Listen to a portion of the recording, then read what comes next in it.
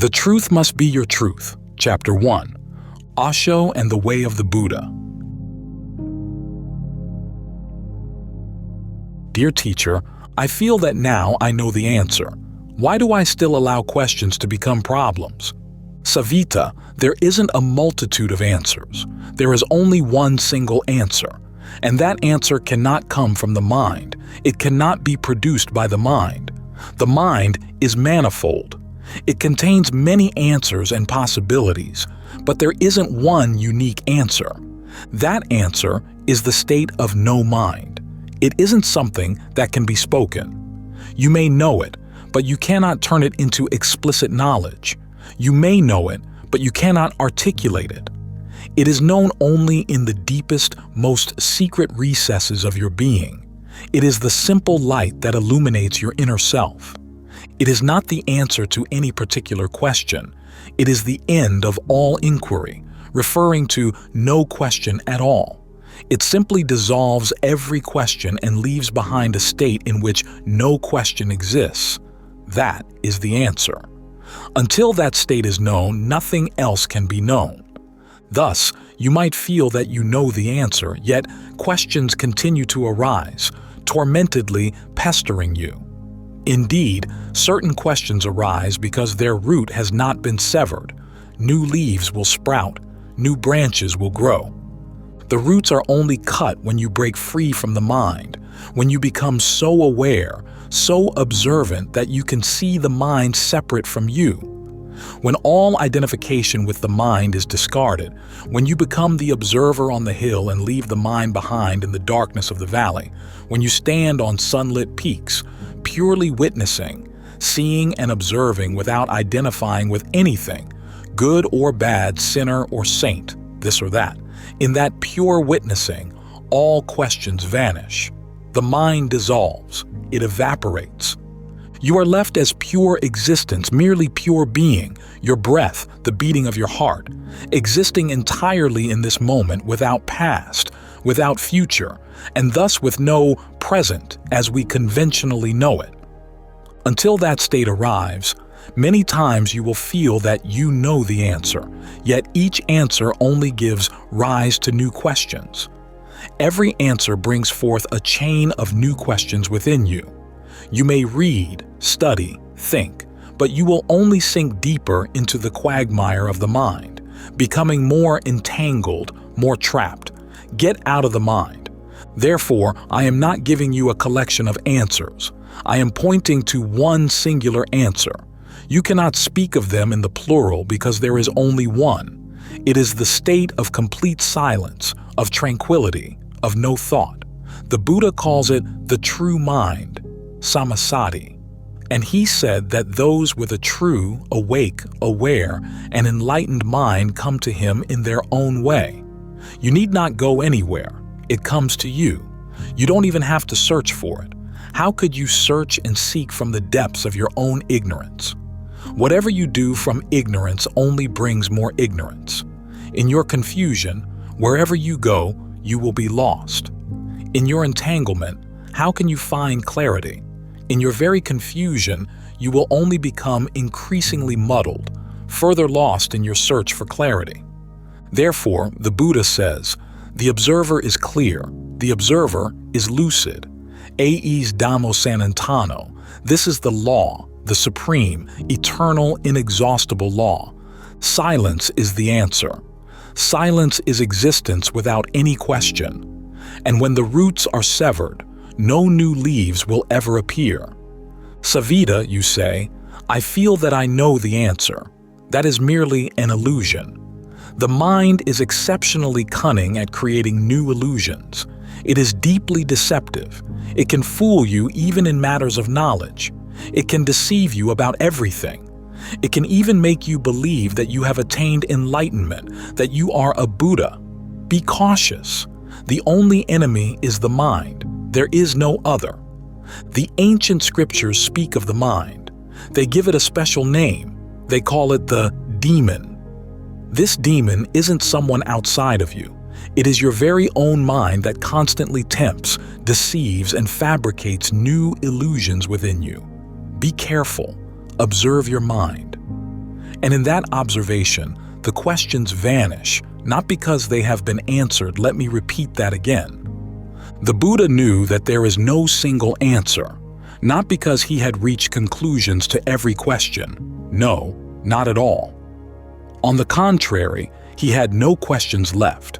For when he no longer had questions, his entire being became the answer. Savita, that moment is attainable. That is the entirety of my work here.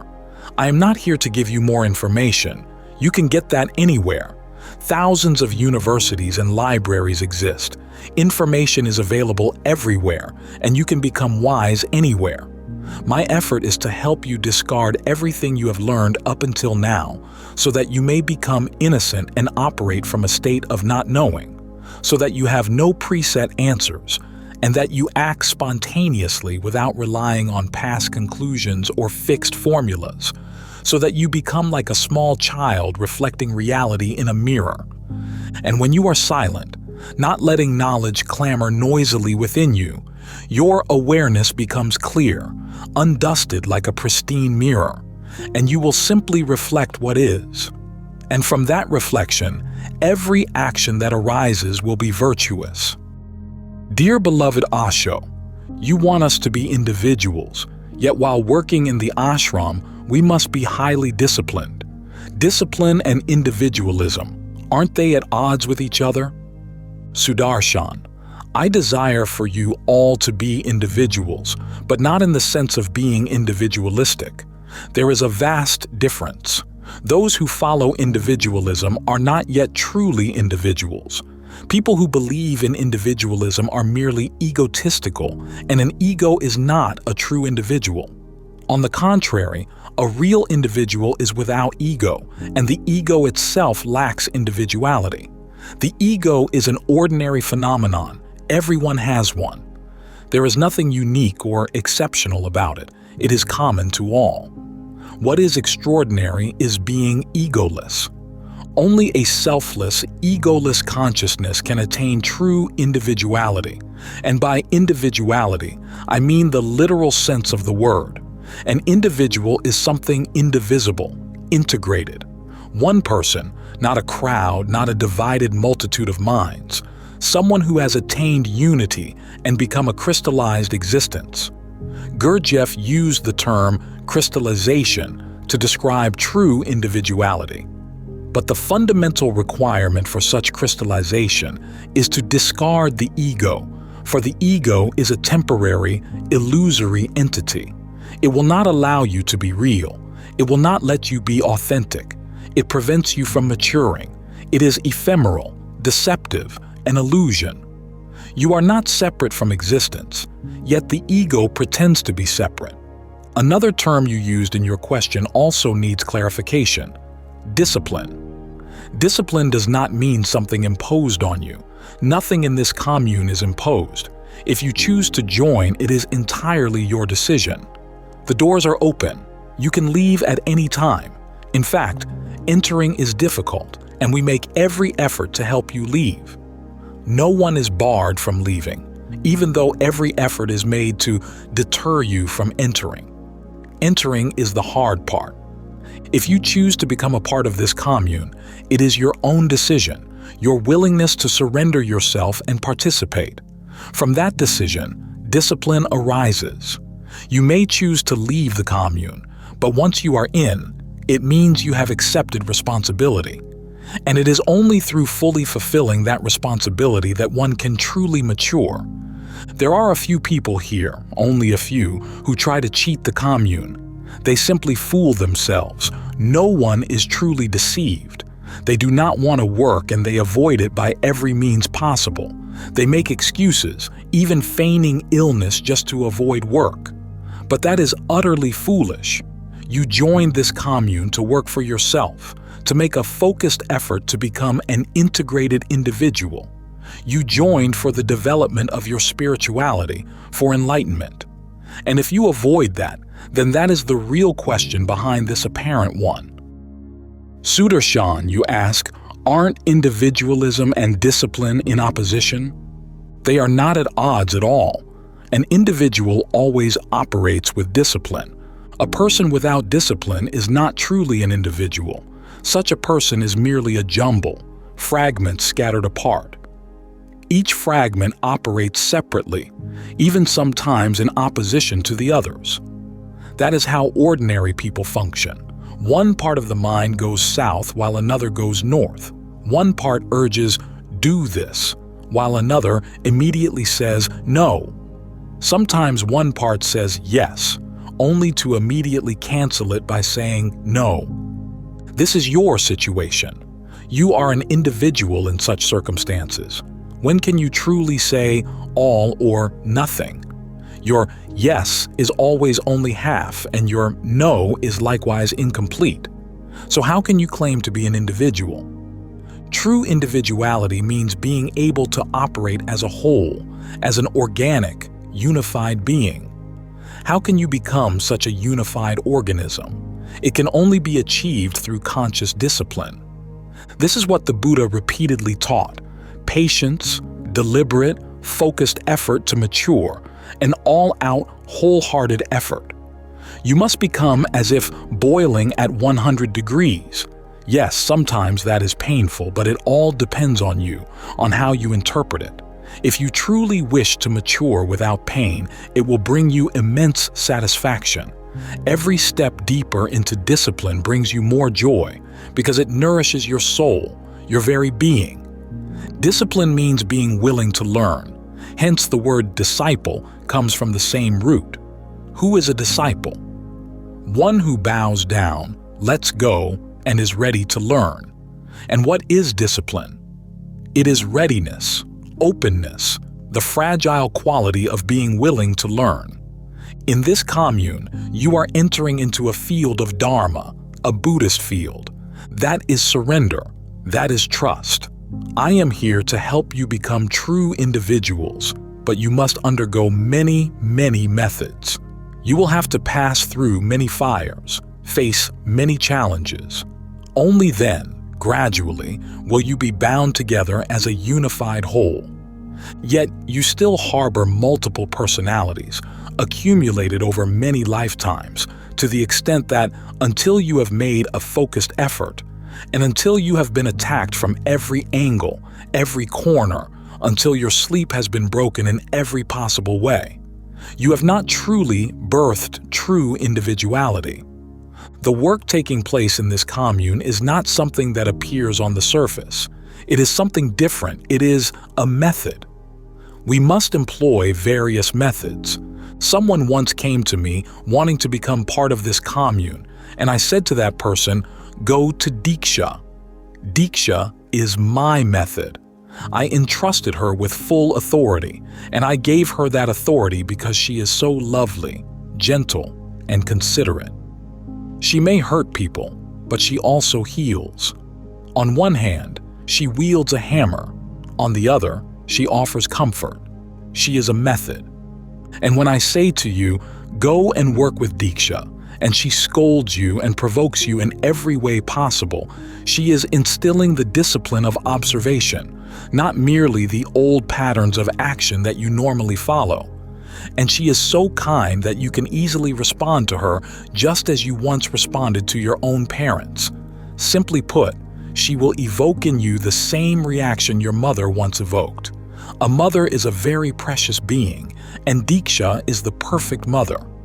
I know, Sudarshan, that this is difficult, but maturity is difficult. Many methods are emerging. You will be sent off in many directions. No aspect of your being should be neglected, otherwise you will become imbalanced. And the first principle of discipline is surrender.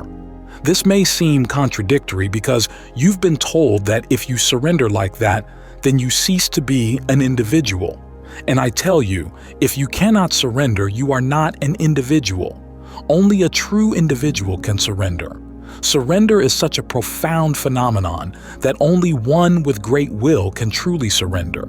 It is the ultimate expression of volition.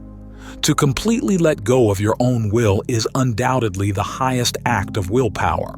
Cast yourself aside, completely set it aside, and say something like all is complete in defiance of your mind and your old habits. And sometimes you are right, and therein lies all the beauty. You may be correct, yet you still must surrender to something that appears entirely illogical. Diksha's astounding technique. You might be far more intellectual, more rational, but you must surrender according to Diksha. Her extraordinary method is simply a reflection of her own quality. That is why I chose her.